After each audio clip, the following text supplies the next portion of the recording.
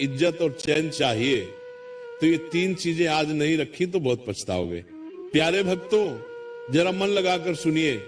बुढ़ापा कोई एक दिन में नहीं आता, लेकिन बुढ़ापे का दुख जवानी की छोटी छोटी गलतियों से जन्म लेता है। शास्त्र कहते हैं जिसने समय रहते ये तीन चीजें अपने पास नहीं रखी, उसके जीवन में न सम्मान टिकता है, न सुख और न ही अपनों का सहारा। आज वही व्यक्ति जिसकी जवानी में सब इज्जत करते थे, बुढ़ापे में एक कोने में चुप बैठा रह जाता है।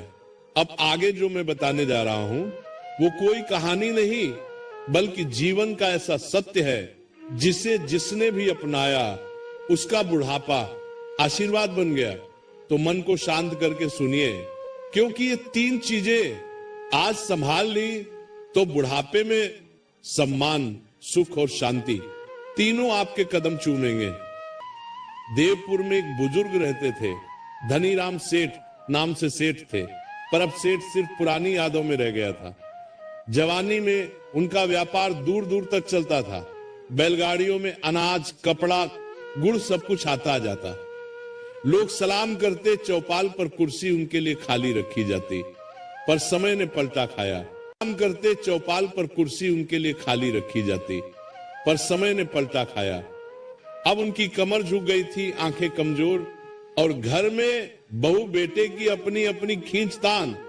धनीराम सेठ के पास धन तो बचा था, मगर चेहरे पर चैन नहीं बचा था। घर में बैठे बैठे उन्हें लगता जैसे उनकी आवाज अब दीवारों से टकराकर लौट आती है, किसी के दिल तक पहुंचती ही नहीं। एक शाम की बात है, ठंडी हवा चल रही थी।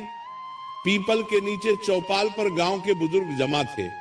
वहां गिरधारी पंडित भी थे, जिनकी उम्र तो धनीराम सेठ से भी ज्यादा थी, मगर चेहरे पर ऐसी चमक जैसे अंदर कोई दीपक जलता हो। उसने उसी वक्त पंडित जी से कहा, पंडित जी एक बात बताइए, बुढ़ापे में आदमी को सुख और सम्मान दोनों कैसे मिलता है? मैं तो सब कुछ कमाकर भी खाली रह गया। गिरधारी पंडित ने धनीराम की ओर देखा। उनकी आंखों में तंज नहीं था, बस अनुभव था। उन्होंने धीरे से कहा, सेठ जी, सुख और सम्मान बुढ़ापे में नहीं कमाया जाता, वो तो जवानी में बोया जाता है। बुढ़ापा सिर्फ फसल काटने का समय है। धनीराम सेठ ने बेचैनी में पूछा, तो फिर बोना क्या चाहिए था? पंडित जी ने पीपल की जड़ की ओर इशारा किया। देखिए, इस पेड़ को इसकी जड़ें जितनी मजबूत, पेड़ उतना स्थिर। इंसान की भी तीन जड़ें होती हैं। जो ये तीन चीजें अपने पास रख ले, बुढ़ापे में उसे कोई हिला नहीं सकता, ना घर, ना दुनिया, ना समय। धनीराम सेठ जैसे चौकन्ने हो गए। कौन सी तीन चीजें? पंडित जी ने उंगलियां गिननी शुरू की, धीरे, बिल्कुल वैसे जैसे कहानी खोली जाती है। पहली अच्छा नाम, दूसरी अपना हुनर, तीसरी अपना सच्चा साथी। यानी ऐसा संबंध जो स्वार्थ से नहीं, अपनेपन से चलता हो। धनीराम सेठ ने हंसकर कहा, पंडित जी, नाम तो मेरा भी है, लोग जानते हैं मुझे। पंडित जी ने सिर हिलाया। लोग जानना और लोग मानना दो अलग बातें हैं सेठ जी। नाम वही अच्छा होता है जो पीछे से भी आदर से लिया जाए और सामने भी डर से नहीं, सम्मान से बोला जाए। धनीराम सेठ की हंसी रुक गई। उनके भीतर कहीं कुछ चुभ गया। पंडित जी ने आगे कहा, आपको मैं एक किस्सा सुनाता हूं। पुरानी बात है, जब मैं जवान था, हमारे गांव में एक बनिया था, हरिराम, बड़ा धनवान, पर कंजूसी ऐसी कि दिया भी दूसरों के घर के उजाले में जलाए, किसी की मदद न करे, किसी की बात न सुने। जब भी कोई दुखी आता कहता, मेरे पास फुर्सत नहीं, जाओ।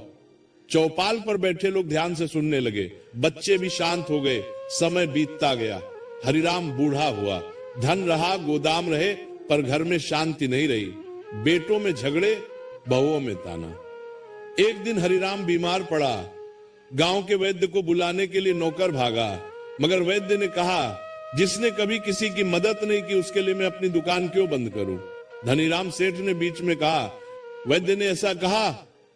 पंडित जी ने गंभीरता से कहा, हाँ, क्योंकि हरिराम ने अच्छा नाम नहीं रखा था, उसने सिर्फ पैसा रखा था। पैसा तो तिजोरी में रहता है, पर नाम लोगों की जुबान में रहता है।